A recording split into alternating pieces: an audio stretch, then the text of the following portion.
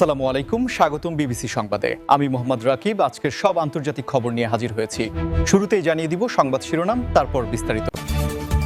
যুক্তরাষ্ট্র উত্তেজনা বাড়ালে ইরান জবাব দিতে প্রস্তুত।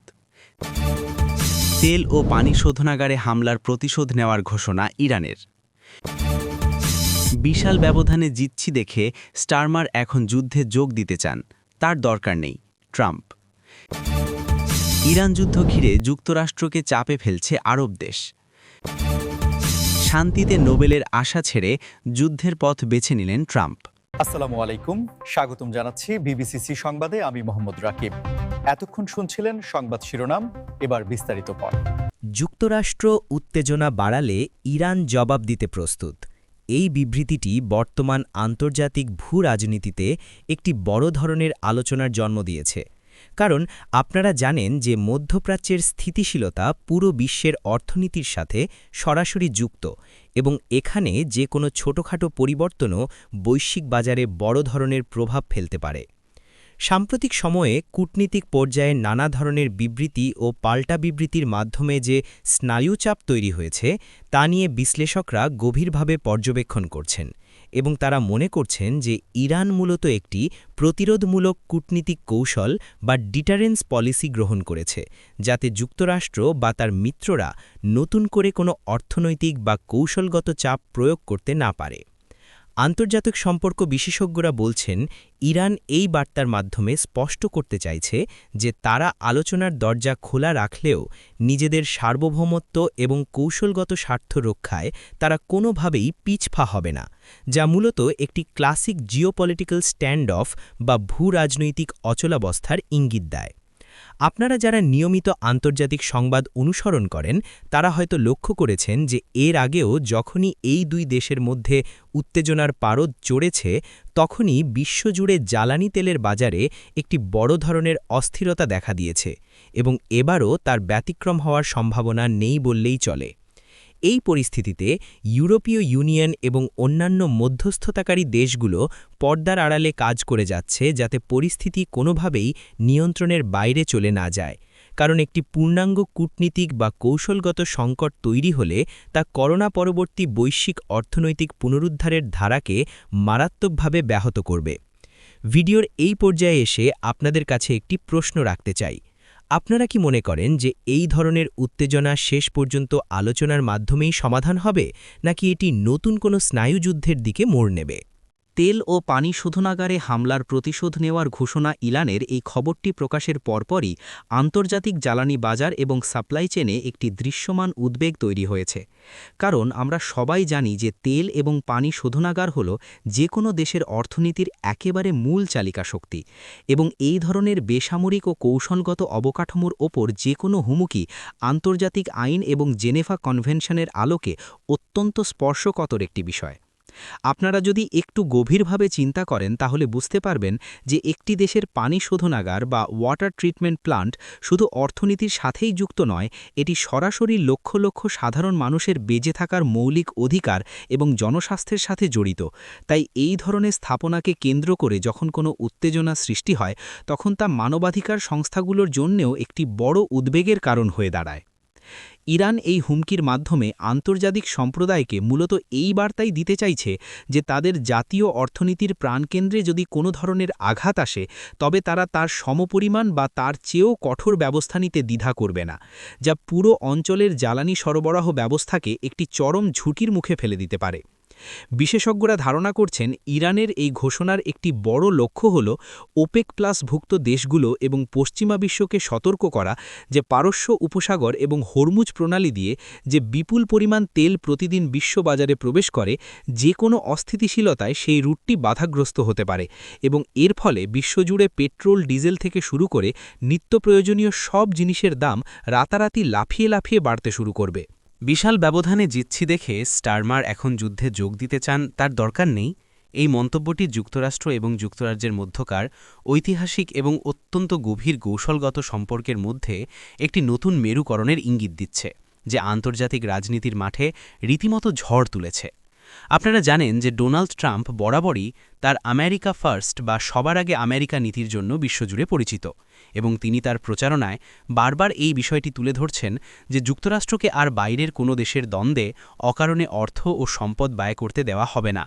অন্যদিকে যুক্তরাজ্যের নতুন প্রধানমন্ত্রী কিয়ার স্টারমার, যিনি সম্প্রতি লেবার পার্টির হয়ে এক বিশাল জয়ের মাধ্যমে ক্ষমতায় এসেছেন, তিনি বৈশ্বিক রাজনীতিতে যুক্তরাজ্যের একটি জোরালো এবং সক্রিয় ভূমিকা পালনের পক্ষে অবস্থান নিচ্ছেন, যা মূলত ট্রাম্পের এই আইসোলেশনিস্ট বা বিচ্ছিন্নতাবাদী নীতির সম্পূর্ণ বিপরীত।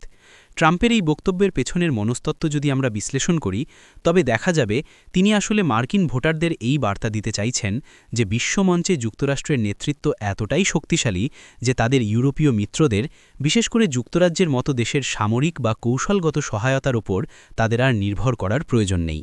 এটি মূলত ন্যাটোর মতো সামরিক জোটগুলোর কার্যকারিতা এবং মিত্র দেশগুলোর প্রতিরক্ষা ব্যয়ের অংশীদারিত্ব নিয়ে ট্রাম্পের দীর্ঘদিনের যে অভিযোগ, তারই একটি নতুন সংস্করণ বলে অনেক রাজনৈতিক বিশ্লেষক মনে করছেন।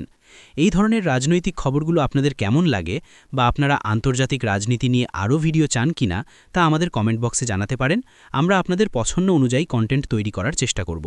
ট্রাম্প এখানে আরও একটি বিষয় খুব চতুরতার সাথে ব্যবহার করেছেন, তা হল নিজের আসন্ন নির্বাচনে জয়ের ব্যাপারে তার আত্মবিশ্বাস প্রদর্শন। ইরান যুদ্ধ ঘিরে যুক্তরাষ্ট্রকে চাপে ফেলছে আরব দেশগুলো। এই শিরোনামটি মধ্যপ্রাচ্যের ভূ রাজনীতিতে একটি বিশাল এবং ঐতিহাসিক পটপরিবর্তনের স্পষ্ট প্রমাণ। কারণ একটা সময় ছিল যখন পুরো আরব বিশ্ব তাদের নিরাপত্তা এবং বৈদেশিক নীতির জন্য প্রায় সম্পূর্ণভাবে ওয়াশিংটনের উপর নির্ভরশীল ছিল। কিন্তু আজকের চিত্রটা একেবারেই ভিন্ন।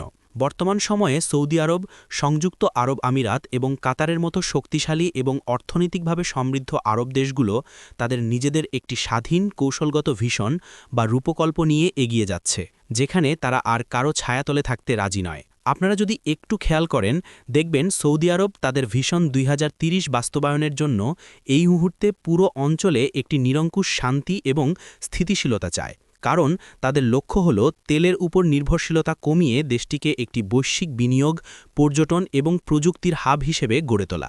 এই অবস্থায় যদি যুক্তরাষ্ট্র এবং ইরানের মধ্যে কোনো সংঘাত বা যুদ্ধ বেঁধে যায়, তবে তা আরব দেশগুলোর দোরগোড়াতেই ঘটবে এবং এর ফলে তাদের এই বিশাল অর্থনৈতিক পরিকল্পনাগুলো তাসের ঘরের মতো ভেঙে পড়বে, যা তারা কোনোভাবেই হতে দিতে চায় না। এই কারণেই আরব লীগ এবং জিসিসি বা গালফ কোঅপারেশন কাউন্সিলের সদস্য দেশগুলো এখন তাদের সমস্ত কূটনৈতিক প্রভাব এবং অর্থনৈতিক শক্তি ব্যবহার করে যুক্তরাষ্ট্রের ওপর প্রচণ্ড চাপ সৃষ্টি করছে, যাতে ওয়াশিংটন কোনো হঠকারী সিদ্ধান্ত না নেয়। এই পুরো বিষয়টি আন্তর্জাতিক সম্পর্কের ক্ষেত্রে ডিপ্লোমেসি বা কূটনীতির একটি মাস্টার ক্লাস বলা যেতে পারে, যেখানে শক্তি প্রয়োগ না করেও শুধুমাত্র অর্থনৈতিক লিভারেজ ব্যবহার করে একটি পরাশক্তিকে নিবৃত করার চেষ্টা করা হচ্ছে। আপনারা যারা আমাদের এই চ্যানেলটি নিয়মিত দেখেন, তারা জানেন আমরা সবসময় চেষ্টা করি খবরের ভেতরের খবরগুলো আপনাদের সামনে সহজভাবে তুলে ধরতে। তাই আমাদের এই প্রচেষ্টা আপনাদের ভালো লাগলে ভিডিওটি আপনাদের বন্ধুদের সাথে শেয়ার করতে পারেন। অন্যদিকে চীন এবং রাশিয়ার সাথে আরব দেশগুলোর ক্রমবর্ধমান অর্থনৈতিক ও কৌশলগত সম্পর্ক যুক্তরাষ্ট্রকে একটি বাড়তি চাপে রেখেছে। শান্তিতে নোবেলের আশা ছেড়ে যুদ্ধের পথ বেছে নিলেন ট্রাম্প। এই খবরটি মার্কিন নির্বাচনের ডামাডোলের মধ্যে একটি অত্যন্ত চমকপ্রদ এবং বিশ্লেষণধর্মী মোড়। কারণ ডোনাল্ড ট্রাম্প তার পুরো রাজনৈতিক ক্যারিয়ারে এবং বিশেষ করে তার প্রথম মেয়াদে নিজেকে সবসময় একজন পিস মেকার বা শান্তি স্থাপনকারী হিসেবে দাবি করে এসেছেন।